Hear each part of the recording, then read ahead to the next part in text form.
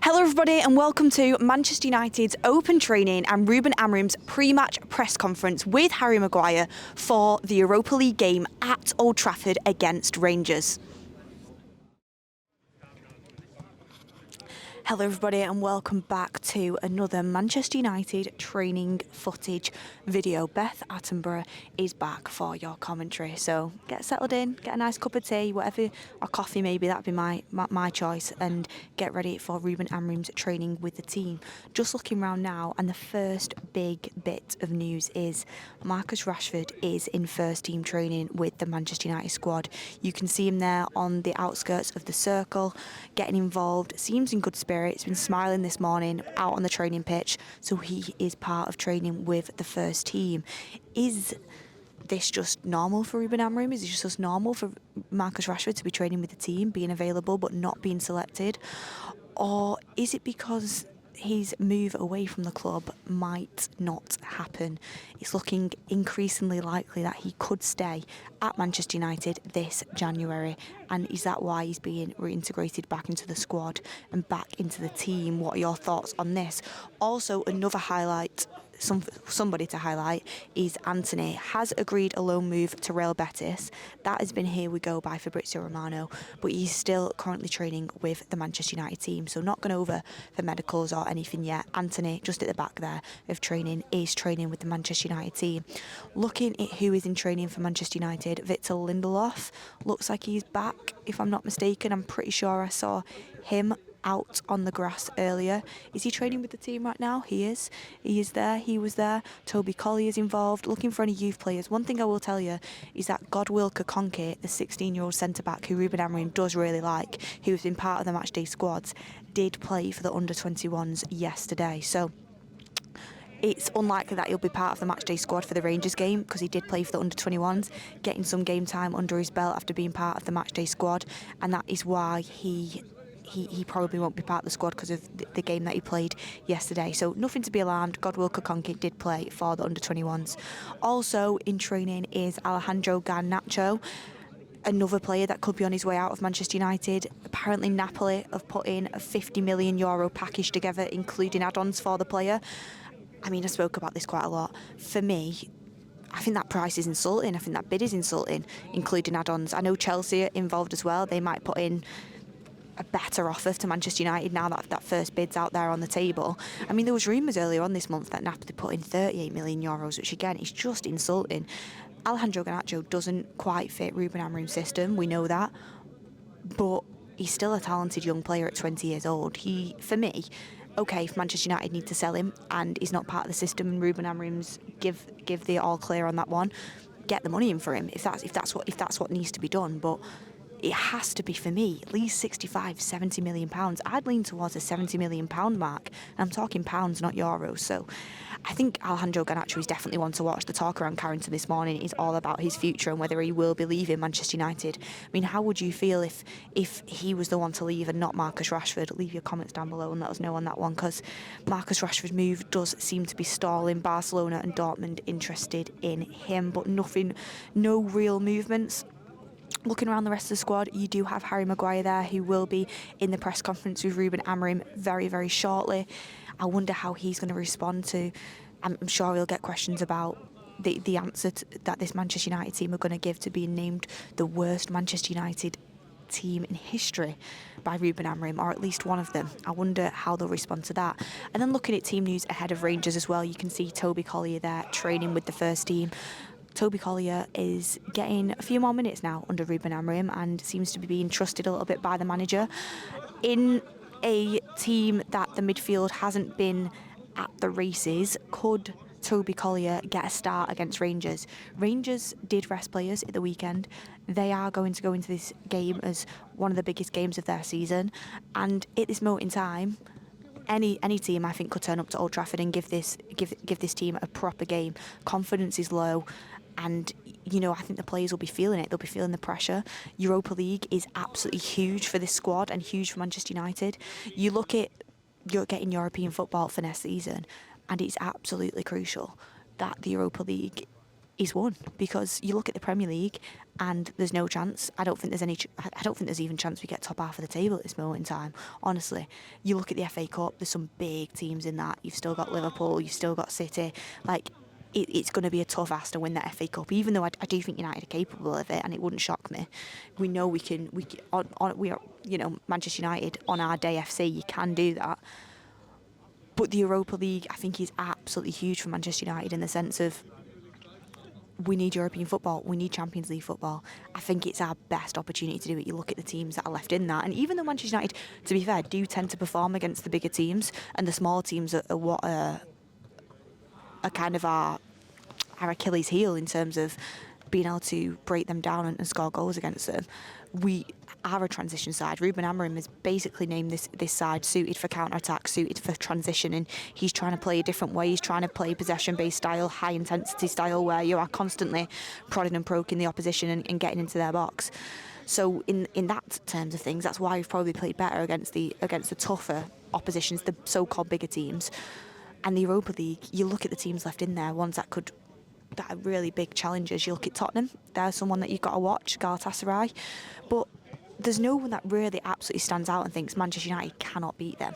So the Europa League is something that Ruben Amorim will know is huge if he wants to be playing Champions League football with Manchester United next season, which he will absolutely want to do. He's played Champions League football with Sporting, had some great results in that competition. Pep Guardiola has faced Ruben Amorim in that competition as of late and has been beaten by him with his Sporting side, just how as he was in the league with Ruben Amorim of Manchester United. He will be looking at Champions League football, and this Europa League is the best way into that. It's the only way. It's the only way into Champions League football. FA Cup, you can get Europa League, but it's the only way into Champions League football, the Europa League. And remember Mourinho that season when the league was basically written off and in terms of getting them European places, and he put everything into Europa League competition. Maybe we'll see Ruben Amorim do that towards the latter ends of this season if the league, because let's face it, in the league we're in that position where we're not going to get relegated. I do feel like that is scaremongering talking about relegation, but we're also not going to get European spots. Like, I think that is very, very doubtful that Manchester United will be able to come back unless we magically make some ridiculous signings in January. I doubt this squad will get European football within the league, so Europa League might be something he puts his eggs into that basket. And also in terms of getting the win tomorrow, you'd like to think if you got the win tomorrow against Rangers, you avoid them playoff games, which just add games to the schedule that Manchester United don't need. You talk about players' fitness, you talk about the lack of depth in this squad. The last thing we need is to be playing extra 2 games that we don't need. So tomorrow, a win sort of maybe secures going through in this stage of the competition and heading into the next round without having to play them knockout games. Who would you play in this game? Would you make any rotations? Would you give any other players a chance? I think it's important that Joshua Zirkzee starts again up front for Manchester United. I think he was one of the few players against Brighton that had quite a decent game for his position, was feeding off scraps once again, but got involved, good hold-up play. I think if you're going to pick a striker, go with them for a few games and give him that opportunity from that starting position. And I think Joshua Zirkzee's won that position, so I'd go with him again. I think Rangers is a good opportunity for him to get at the defence and have some opportunity to get his confidence up by getting maybe a goal or could I even say 2? A Man United striker scoring more than 1 goal in a game. I think it's an opportunity there for him. Toby Collier, I think he's knocking on the door for a start. I know the Europa League game is important, but I think Toby Collier is more than capable of holding his own. He's had some good cameos recently and maybe earned that start there at Old Trafford in the Europa League. You would like to think Manchester United are going to dominate this game. The Scottish League is a drop-off from the Premier League, but bottom of the league, Southampton, who are nailed on for the Championship, came to Old Trafford and played us off the park. So anything is possible right now. So you do have to make sure you have a strong team out as well. Will he go back to his preferred front 3 of De Ligt, Maguire and Martinez after Martinez got rested? Or will Lenny Yoro be given another opportunity? Come under a little bit of criticism, Lenny Yoro, over the last 2 performances, Brighton and Southampton. I think people need to be patient with this player, 18 years of age, learning his trade, coming into Manchester United side that is all over the place, let's be honest, and is suffering. We're in the suffering stage. Ruben Amorim's named that. So you've got to give Leny Yoro a chance. Real Madrid were in for him for a reason. He was touted as one of the best up-and-coming players in Europe, generational talent. Give him an opportunity. I think what he's shown is that he's going to need time and he's going to need to be nurtured, and that's where you have Maguire, De Ligt and Martinez of their experience trying to take the burden off him. And also Nusa Mazraoui as well. Got his beanie on there, training with the team. This is a question for you guys. I mean, personally for me, in this system, take a shot every time I say system, he is a centre-back.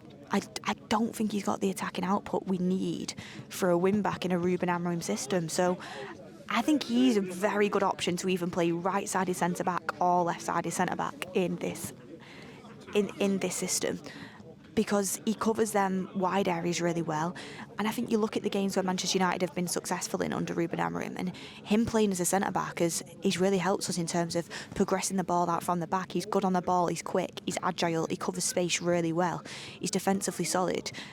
His positional sense is good. I think as a centre-back in this system, he does really well in terms of pressing out from the back and progressing our play out from the back, but also having that defensive assurity. Don't think he offers enough down the wing going forward, and I think we've seen in this Ruben Amorim system what he's absolutely desperate for, which is someone I'd like to see in open training very soon, is a wing back. We need him. Dalot and Mazraoui aren't cutting it in terms of attacking prowess in them wing back spots. It really does limit Manchester United. There's talks about Patrick Dorgu coming in. There's talks about the triangle of Napoli, Chelsea, Lecce, Manchester United, maybe you could call it a square, and the knock-on effect, because this is another thing you put out there. Patrick Dorgu is clearly wanted by Manchester United. Our representatives have been over in Italy talking to Lecce, trying to get a deal done. We've put an offer in of around 30 million euros, which Lecce have rejected. They're looking for 40 million euros, which, by the way, I think is too much. I think it's too expensive. I think Manchester United really need to negotiate well on this. I don't think we could be getting priced out of a move by Lecce, and I really don't think we should be paying anything close to 40 million euros for a 20-year-old that is played less than 3,000 professional minutes, who is, of course, got the attributes that Ruben Amorim wants, which is why we're going for him, and he's been scouted really well, but he's not the finished article. He's playing for Lecce, towards the bottom of Serie A, and he's only 20. We need to get the right price. But Napoli have now come into that deal, and it's like, well, if Napoli go in for him, they're probably going to offer a bigger price because they want to loan him back out to Lecce. That's probably something that Lecce would prefer. But then Napoli are probably saying to Manchester United, we'll step away from that deal if you allow us to move with the Garnacho deal. Then if Chelsea come in with a bigger bid than what Napoli have, which I suggest they will, because Chelsea usually, if they want a player, will pay the money, you're in a situation where then Napoli might move on Dorgu, and you move out on getting that left. You are priced out of getting that left wing back in for Ruben Amorim. So it's going to be interesting to see how this January transfer window develops. And in the next open training session, who out of the current squad will still be here? Will we have any new additions? Get in the comments. What would your ideal squad be for when we next are at open training for Manchester United?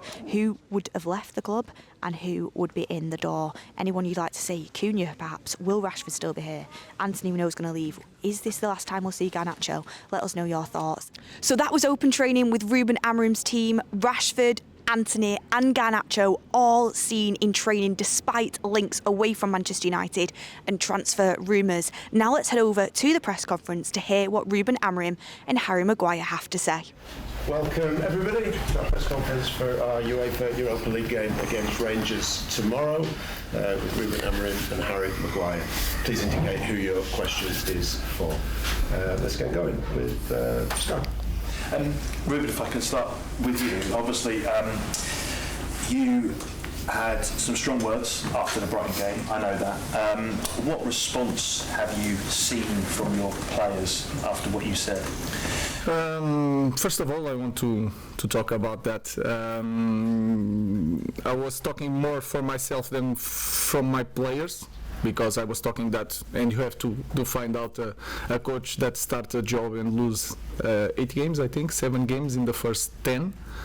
So it's more for me. I was talking more about me than the players. I also talk in the same response about I was not helping my players. And if you look around, every time I speak, and I speak a lot, every time you push about the players are not good enough, I never put the spot on my players. So I understand. I gave you that headline, and I'm frustrated sometimes, and sometimes I should not say that in that terms, but it is what it is, and that's it. Sometimes it's really hard to hide the frustration in some moments, but the good thing is that I said the same things in a different way in the dressing room 5 minutes before, so the response was quite normal, because I'm really blunt with my players, and they train well, they are ready for this game, and let's see tomorrow. And Harry, how does that land in the dressing room when you hear your manager describe the team as possibly the worst in the club's history? No, I think as players, obviously after the game, we was really frustrated, disappointed, coming off the back of a good away performance and then beating Southampton. Going into the game, we was confident and we felt like we had the belief that we can go and beat Brighton, and ultimately we didn't perform well enough on the day. So we've got to look at ourselves, we've got to take responsibility on ourselves, and as an individual, that's what I do. I go out and think about how I can help this team improve and get back to where we want to get back to, and that's challenging a lot higher than we are in the league. So for me, it's about us players just taking responsibility on ourselves and improving individually, which will help the team improve. Harry, you've played quite well recently. I know things haven't been going so well for the team, but the manager said last week you're a leader again. Do you feel as though it has benefited you not being the captain of the club, because, as you said recently, your form over the past 18 months has been quite consistent? No, I wouldn't put it down to that, to be honest. Whether I'm captain or not, I do see myself as a leader in this group of players. I'm experienced now. I've been at the club over 5 years, and I know that in times when you play for this club, that there's so many ups and downs, and every game that you lose, there's a lot of scrutiny on the players, and players get targeted, and I think that's part and parcel of playing for this club. You've got to accept and take the responsibility on. And I think, look, I look at previous players, and I spoke about this before, the likes of players like Wayne Rooney and David Beckham. They had a large amount of scrutiny on them, and they was world-class players. So if it can happen to them, it can happen to anybody, and it's part and parcel of playing for this club. And listen, playing for this club's a huge privilege and a huge honour, and I wouldn't change it for anything. And just regarding that scrutiny, I mean, Joshua Zirkzee had some dreadful stick a few weeks ago, and he's played well since. Did you ever speak to him, because you've been through similar experiences at times? No, I sent him a message privately after the game. But listen, Josh is a good player. You don't play for this club if you're not a good player. He's got to bring that belief out and that confidence out in himself. And I always say in football, there's always another game, and there's always a next opportunity. And with Josh obviously coming on against Arsenal, he really changed the game for us. And then to score that winning penalty, probably give him a lot of confidence and belief that he belongs at this club. So the fans have been brilliant with him. We have amazing fans, and they stick with us through thick and thin, and when times are tough, they really get behind you and support you. And I felt that, and Josh, I'm sure, will have been feeling that over the recent weeks. But it's not really about individuals, it's more about as a team. We're disappointed as a team. We want to get higher in the Premier League and start challenging at the top end of it. And this season, ultimately, we haven't been good enough. Simon. Harry, can you explain, you say all the players are good players, and clearly they are, the top-end Premier League players in theory, but you're not, as a team at the moment, a top-end Premier League team or playing anything like it. Can you explain why that happens? If I could explain it, I think we'd change it straight away. I think, like you said, we've got players who's played numerous games internationally, won lots of trophies in club football. But at the moment, we're not playing well enough as a team, and the league table shows that. So I can only keep going on about it. We've got to take responsibility on as players. We've got to stop looking for excuses and blaming things, and it's really important that as an individual, you improve yourself, you come into training, you give absolute everything, and that's only what we can do. Sorry, Ruben, I take on board what you said right at the start, but if you're taking responsibility away from the players, then you put it on you, and someone has to take responsibility for the fact that Manchester United are 14th in the... I'm not taking responsibility from the players. What I'm saying that is the message that you guys show was that I was putting on the players. What I was saying is that you have to look really hard to find the team of Manchester United in 10 games that lose 7 games.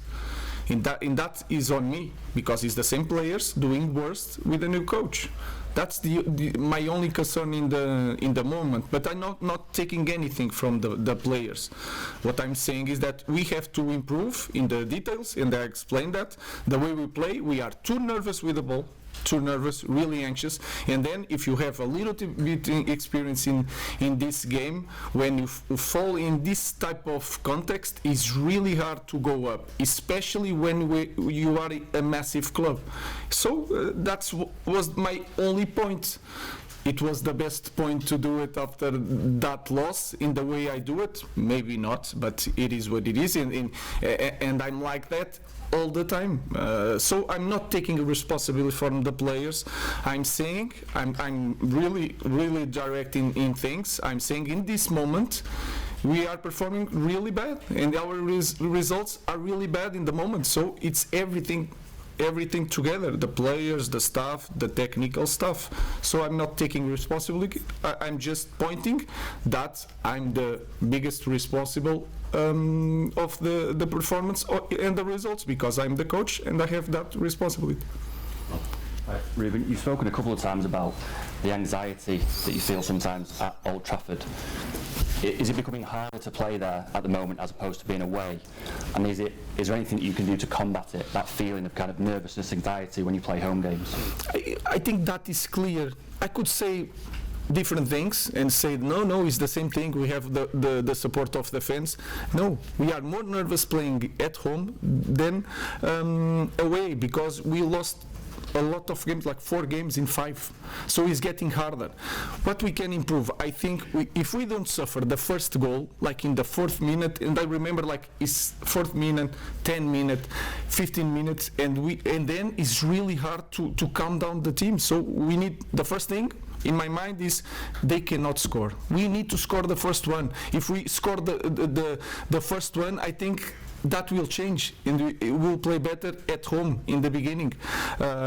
So that's it. I think it's really clear. We are really anxious playing, especially at home, and we are suffering goals, and then it's really hard. So I think it's clear for everybody that is getting harder to play at Old Trafford.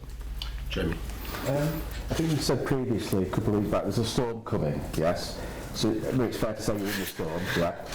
Can it get any worse for you, for this team, in terms of your position, your performances, the results? Can there be thunder and lightning in the storm? I think the most important thing is to think that we can improve right away in the next match, and then it's like that. The football can change like that. We can have a lot of ideas in thinking that it's getting worse for that reason or the other reason. Imagine that tomorrow we don't suffer a goal in the beginning and we score and we play well, and then you go to Fulham and you can win it. That will change even the environment here and everything. So I don't know. What I knew since the first day is that when I arrived and I see it, I understood that changing things, we are going to suffer. For me, it was really clear. But in this moment, I don't want to say that it's going to take a lot of time. It's getting really hard. And and you guys are here for a long time, and you get lost after loss. It's really hard for everybody, and I know that. Sometimes I show that frustration, but I don't know. We can change that tomorrow. So may I just ask you both this next question, please? You just mentioned it again then, that you're really nervous. As a player, does that help you to hear your head coach say, you and other players are nervous?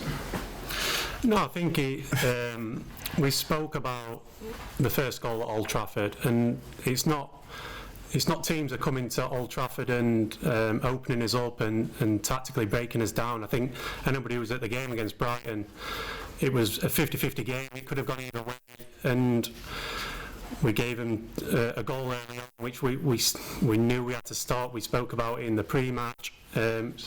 So we've got to stop giving away that first goal. That's the first and foremost thing. I think the first goal against Nottingham Forest, against Bournemouth, was a set play. The first goal against Southampton was a set play. So these aren't things that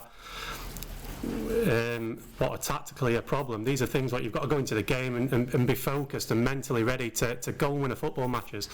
And football matches are sometimes defined on small margins, and at the moment we're not getting them small margins because we're not mentally focused enough to make sure that they go our way. So we know things can turn, and like the boss has said, tomorrow's an opportunity for our players to go out there, put on a performance and get the win, and then go into Sunday. But yeah, of course we take each game as it comes, starting with tomorrow, and tomorrow's another opportunity for us to make sure that we move on from Brighton and put things right. I didn't say I was nervous. I said the team was nervous. I was frustrated. Frustrated is different from nervous. And if you say it's good for the players to see the coach frustrated, maybe not. But I didn't say I was nervous. Saying your players are nervous. We are nervous. Yeah. As a team, because it's always a we. Does that help the team to sort of put that thought into their head? No. I'm saying the obviously. If you want, I can be delusional and say different things. Right. I say it as I saw it, and I said to the players, and I said to you, I think it's a good thing to be really honest with you. If you want me to say different things, you saw one thing, I saw one thing, and I tell you a different thing, I can start to do it. It's easier for me. But what I'm saying is that, and they know, and you can understand the game. If you are in the stadium, you can understand. So let's face it and work on it. But I'm not nervous. I'm frustrated. Laurie. You mentioned in the dressing room after the Brighton game saying these kind of things to the players directly. I'm right in saying that usually you don't say anything, you wait until the next morning.